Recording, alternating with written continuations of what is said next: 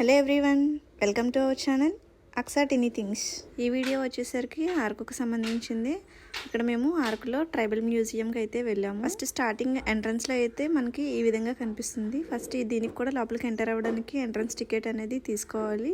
లోపలికి మనం ఎంటర్ అవ్వగానే ఫస్ట్ ఈ స్విమ్మింగ్ పూల్ అయితే కనిపిస్తుంది. ఇది చాలా ఫ్రెష్గా ఉంది, వాటర్ కూడాను. ఇక్కడ ఫొటోస్ దిగితే చాలా బాగుంది. వెనకేమో వాటర్, ఆ బ్యాక్ సైడ్ వచ్చేసరికి చెట్లు, చాలా బాగుంది. నెక్స్ట్ ఇక్కడ షాపింగ్ అయితే స్టార్ట్ అయిపోయింది. రైట్ సైడ్లో చాలా షాప్స్ ఉన్నాయి. జూట్కు సంబంధించిన మెటీరియల్తో చాలా బ్యాగ్స్, చాలా ఐటమ్స్ అయితే తయారు చేసి అమ్ముతున్నారు. ఇక్కడ చాలా వరకు ఇక్కడ హ్యాండ్మేడ్ అయితే అమ్ముతున్నారు. షాపింగ్ చేయాలి అనుకున్న వాళ్ళు షాపింగ్ కూడా చేసేసుకోవచ్చు ఇక్కడే. ఇది చూస్తే నాకు నిజంగా ఒక మనిషి అలా తవ్వినట్టు అనిపించింది. బాగుంది. గిరిజన గ్రామం ఎలా ఉంటుందో ఆ విధంగా అయితే ఇక్కడ అంతా కూడా సెట్టింగ్ చేశారు. మనిషి బొమ్మలు ఇవన్నీ చూస్తుంటే నిజంగా మనిషే ఉన్నట్టు అనిపిస్తుంది. ఇవన్నీ కూడాను.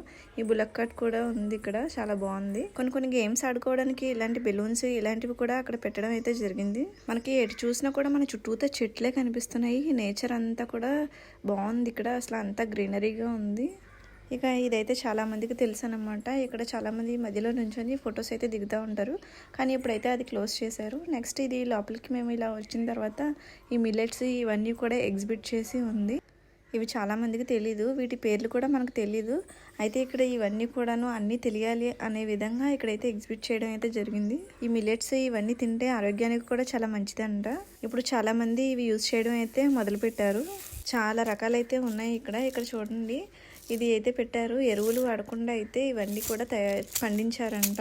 న్యాచురల్గా వచ్చినవి ఇవన్నీ. అక్కడ అయితే సేల్ కింద అయితే పెట్టారు, అమ్ముతున్నారు కూడాను. నెక్స్ట్ ఇవి తెలుసు కదా, పొలాల్లో ఉంటాయి. ఇవి చాలామంది ఇంటి ముందు పెట్టి పక్షుల కోసం కూడా పెడుతూ ఉంటారు.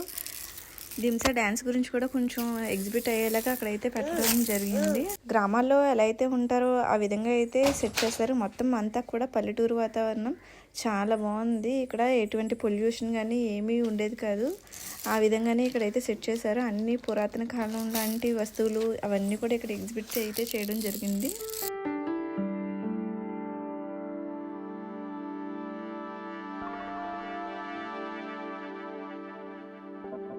ఇది వచ్చేసరికి ఫోటో గ్యాలరీ అనమాట. ఇక్కడ నాణ్యాలు అవన్నీ కూడా కలెక్ట్ చేసి ఇక్కడైతే ఎగ్జిబిట్ చేశారు. నెక్స్ట్ ఈ ఫొటోస్ అవన్నీ కూడా చేత్తో హ్యాండ్మేడ్ చేసినవి అనుకుంటా, డ్రా చేశారు. ఇవన్నీ కూడా ఎగ్జిబిట్ చేశారు.